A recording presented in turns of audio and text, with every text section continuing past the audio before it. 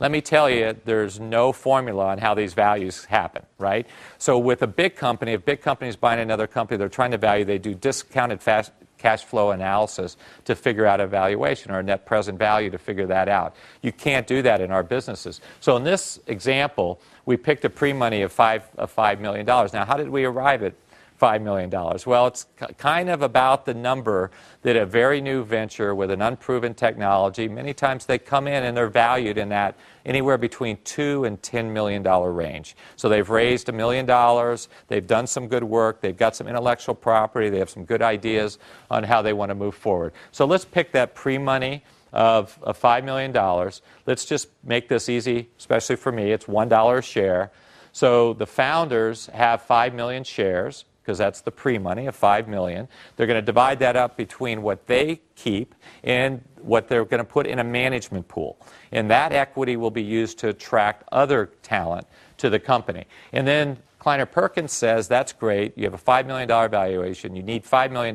We're going to put $5 million in and buy 5 million shares. Okay?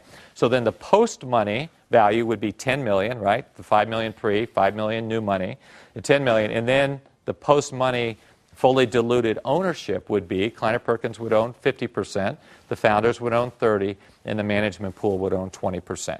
So that's very similar to what most cap tables look like right after a Series A investment if you just have one investor going in the company.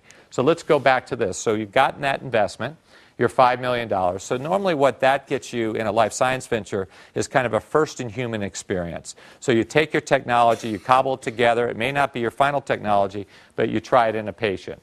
That's the first thing. Then you need to raise money again, the Series B round. And what's your goal when you raise money the next time? Well, to have a higher valuation on the company so that the new investor has to pay more for those shares.